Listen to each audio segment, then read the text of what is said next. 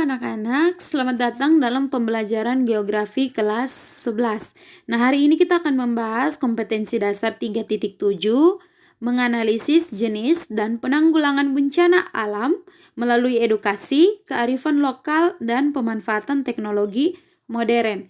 Indikatornya 3.7.2, memahami siklus bencana. Nah, kita tahu bahwa wilayah negara kesatuan Republik Indonesia ini mempunyai kondisi geografis, geologis, hidrologis, dan demografis yang memungkinkan terjadinya bencana. Nah, bencana ini dapat menyebabkan timbulnya korban jiwa manusia, kerusakan lingkungan, kerugian harta benda, dan dampak psikologis yang dapat dalam keadaan ini tertentu dapat menghambat pembangunan nasional. Nah, oleh karena itu perlu adanya penanggulangan bencana yang sistematis, terpadu, dan terkoordinasi. Nah, yang pertama kita lihat siklus penanggulangan bencananya, yaitu pertama ialah perencanaan dalam penanggulangan bencana. Nah, bisa dilihat skema siklus penanggulangan bencana tersebut pada gambar ini. Nah, pada gambar ini tampak bahwa ada 3 tahapan penyelenggaraan penanggulangan bencana. Yang dimana ketiga tahap itu ialah yang pertama, pra-bencana, yang meliputi yang pertama situasi tidak terjadi bencana, yang kedua situasi terdapat potensi bencana. Kemudian yang kedua, tahap tanggap darurat yang dilakukan dalam situasi terjadi bencana. Yang ketiga, pasca bencana yang dilakukan setelah terjadi bencana. Nah, tahapan ini hendaknya tidak dipahami sebagai suatu pembagian tahapan yang tegas, tetapi harus dipahami bahwa setiap waktu pada semua tahapan dilakukan secara bersama-sama dengan porsi kegiatan yang berbeda. Nah, contohnya itu seperti pada tahap pemulihan. Nah, kegiatan utamanya adalah pemulihan.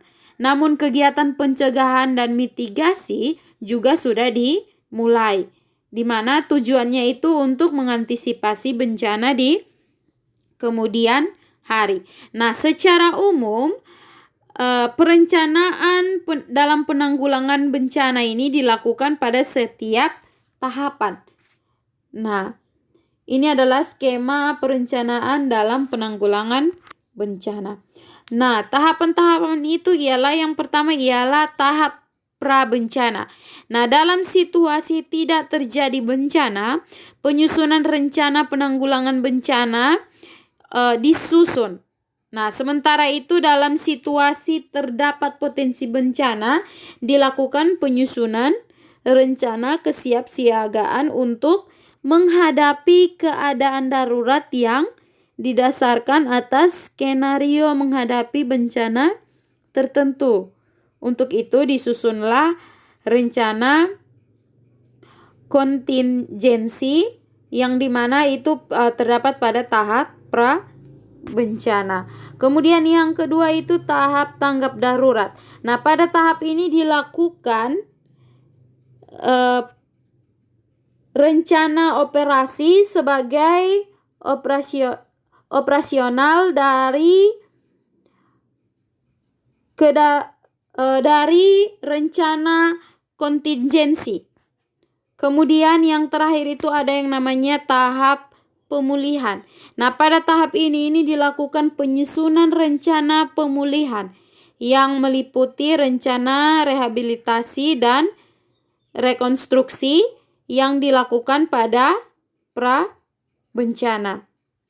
Nah, sementara itu jika bencana belum terjadi, untuk mengantisipasi kejadian bencana pada masa mendatang, dilakukan yang namanya penyusunan atau petunjuk pedoman mekanisme penanggulangan bencana.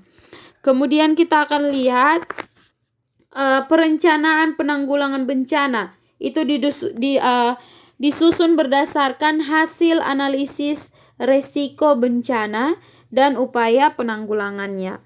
Yang dimana setiap rencana dalam perencanaan ini merupakan program kegiatan yang terkait dengan pencegahan, mitigasi, dan kesiapsiagaan. Nah, secara garis besar ini proses penyusunan atau penulisan rencana penanggulangan bencana dapat kita lihat pada skema ini, pada gambar ini. Nah, di mana itu ada yang pertama ialah pengenalan dan pengkajian bahaya. Nah, Indonesia ini memiliki potensi bahaya yang sangat tinggi dan beragam. Nah, potensi ini dapat berupa bencana alam, bencana ulah manusia, ataupun kedaruratan kompleks. Yang dimana potensi bencana ini dapat dikelompokkan menjadi potensi bahaya utama dan potensi bahaya ikutan. Kemudian ada yang kedua, itu pengenalan kerentanan. Nah, kerentanan ini merupakan keadaan atau sifat atau perilaku manusia atau masyarakat yang menyebabkan ketidakmampuan menghadapi bahaya atau ancaman. Nah, kerentanan ini dapat berupa kerentanan fisik, kerentanan ekonomi, kerentanan sosial, dan kerentanan lingkungan.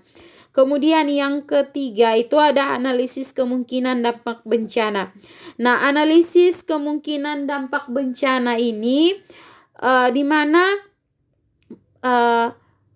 dampak bencana itu menghitung tingkat besaran risiko yang dihadapi oleh daerah. Yang dimana bahwa dilakukan dengan menghitung hubungan antara ancaman bencana, kerentanan, dan kemampuan yang dimana bahwa jika ancaman bahaya di suatu daerah semakin tinggi, resiko daerah tersebut terkena bencana itu akan semakin tinggi. Jadi jika tingkat kerentanan masyarakat atau penduduk semakin tinggi, tingkat resikonya juga akan semakin tinggi.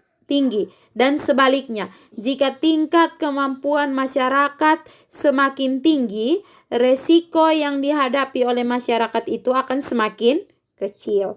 Kemudian yang keempat itu ada pilihan tindakan penanggulangan bencana. Nah, pilihan tindakan penanggulangan bencana ini merupakan berbagai upaya penanggulangan yang akan dilakukan berdasarkan perkiraan ancaman bahaya yang akan terjadi dan kemungkinan dampak yang ditimbulkan. Kemudian kita akan lihat mekanisme yang kedua itu mekanisme kesiapan dan penanggulangan dampak. Nah, itu kita lihat yang pertama itu tahap prabencana.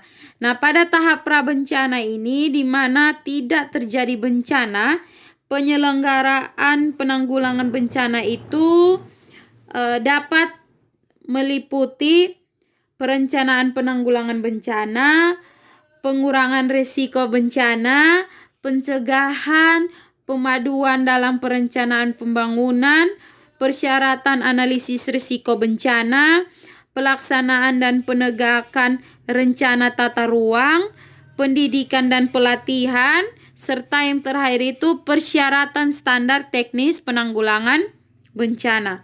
Jadi pada tahap prabencana ini di mana ada potensi bencana, maka penyelenggaraan penanggulangan bencana itu meliputi yang pertama itu kesiapsiagaan, yang kedua peringatan dini, dan yang ketiga adalah mitigasi bencana. Nah, setelah tahap prabencana, ada kedua itu adalah tahap tanggap darurat.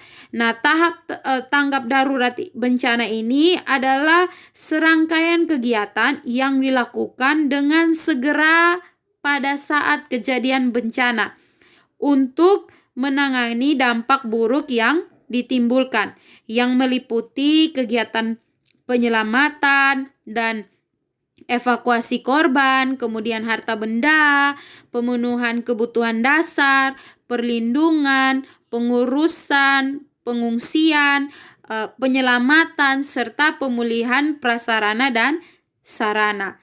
Nah, kemudian yang ketiga itu pasca bencana. Nah, penyelenggaraan penanggulangan bencana pada tahap pasca bencana ini meliputi rehabilitas dan rekonstruksi. Nah, dari penanggulangan bencana yang dilakukan itu bertujuan untuk yang pertama ialah memberikan perlindungan kepada masyarakat dari ancaman bencana. Yang kedua ialah menyelaraskan peraturan perundang-undang yang sudah ada. Kemudian yang ketiga, menjamin terselenggaranya penanggulangan bencana secara terencana, terpadu, terkoordinasi, dan menyeluruh. Kemudian yang keempat, menghargai budaya lokal. Kemudian yang kelima, membangun partisipasi dan kemitraan publik serta swasta. Kemudian yang keenam, mendorong semangat gotong royong, kesetiakawanan. Kemudian yang ketujuh, kedermawaan. Dan yang kedelapan, menciptakan perdamaian dalam kehidupan bermasyarakat, berbangsa, dan bernegara. Oke, baik. Sekian dan terima kasih. Tuhan berkati.